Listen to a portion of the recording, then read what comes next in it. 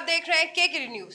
UP विधानसभा चुनाव के लिए सभी राजनीतिक पार्टियां अपने दांव पेच आजमा रही हैं। कोई गठबंधन की तलाश में है तो कोई अपने दम पर सर्द हवाओं के बीच चुनावी गर्मी के साथ लखनऊ की गद्दी पर सवार होने की तैयारी में लगा हुआ है। ये कुछ ही दिनों में सामने आ जाएगा, लेकिन उससे पहले पार्टियों की तैयारी अजब गजब किस्म की सामने आ रही है। चुनावी माहौल के ये नजारा देखने के लिए देखिए हमारी ये खास रिपोर्ट।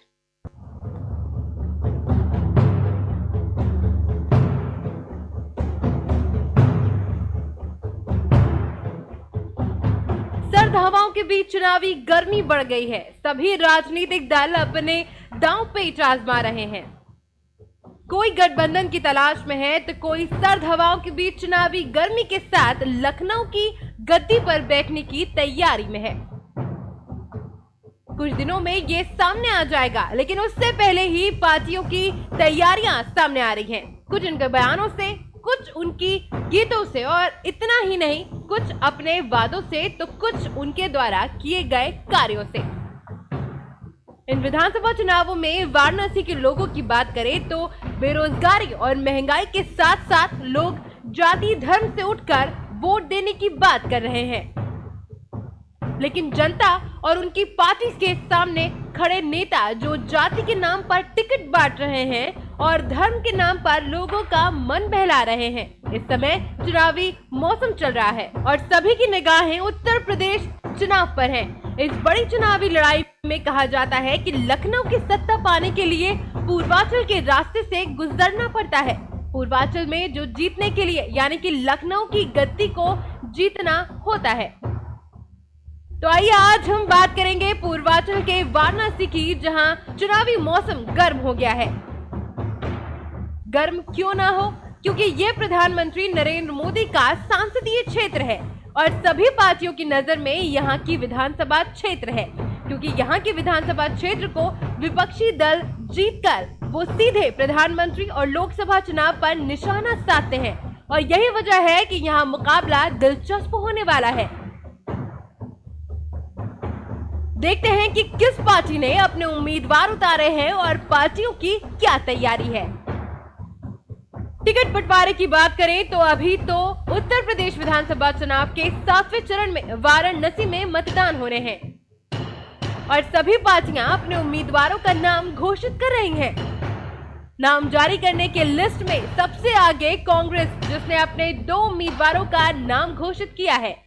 दूसरे नंबर पर वाराणसी में आम आदमी पार्टी ने लिस्ट जारी करना शुरू कर दिया है। आम आदमी पार्टी ने 8 विधानसभा में अपने उम्मीदवारों को खड़ा कर दिया है। अब पार्टी के उम्मीदवार जनता के बीच में दिल्ली मॉडल की बात कर रहे हैं। फ्री बिजली, शिक्षा और रोजगार के साथ आम आदमी पार्टी के उम्मीदवार जनता के दरवाजे डोर टू डोर दस्तक दे रहे हैं। वहीं लिस्ट जारी करने में तीसरे नंबर की बात करें तो सपा और राष्ट्रीय सुहेलदेव भारतीय समाज पार्टी के गठबंधन के साथ ओम प्रकाश राजभर ने अपने बेटे को शिवपुर विधानसभा से टिकट देने का ऐलान किया है और दम भरते हुए कहा है कि अनिल राजभर को भारी मतों से हराने का काम करेंगे। इस सीट पर चुनाव प्रचार शुरू भी हो गया है, लेकिन अन्य सीटों पर अभी समाजवाद पार्टी अपने गठबंधन दलों के साथ किसी भी सीट पर नाम का ऐलान नहीं की है। अब इंतजार करना होगा कि समाजवादी पार्टी किस विधानसभा से कौन से चेहरे को उतारती है।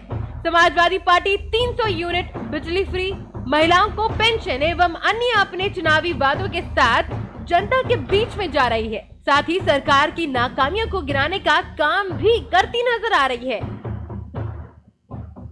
चौथे नंबर पर सीटों का ऐलान करने वाली भारतीय जनता पार्टी, जिसने 8 विधानसभा सीट पर 6 विधानसभा सीटों के प्रत्याशियों के नाम का ऐलान कर दिया है। इन चारों विधानसभा सीटों पर कोई फेरबदल नहीं हुआ है और पुनः सीटिंग विधायक को जिम्मेदारी दी गई है।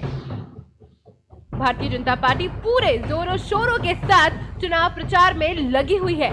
पार्टी के पदाधिकारी, मंत्री, विधायक, केंद्रीय मंत्री, मुख्यमंत्री के साथ साथ पार्टी के सभी बड़े चेहरे भी चुनाव प्रचार में लगे हुए हैं। बीजेपी चुनाव प्रचार में ब्लॉक स्तर के कार्यकर्ताओं की मदद से डिजिटल डोर टू डोर एवं मौजूदा विधायक स्वयं लोगों के घरों पर दस्तक दे रहे हैं और वोट देने की अपील कर रहे हैं। वाराणसी विधानसभा क्षेत्र में छोटे दल भी अपनी सीटों का ऐलान कर रहे हैं और अपने प्रमुख एजेंडे के साथ चुनावी मैदान में उतरने का दम भर रहे हैं। फिलहाल अभी वाराणसी में अंतिम चरण में मतदान होना है, जिसके लेकर पार्टियों की तैयारियां जोरों से चल रही हैं। अब देखना ये होगा कि जनता किस पर विश्वास करती है और अपने मताधिकार का प्रयोग कर किसे अपना जनप्रतिनिधि बनाती है।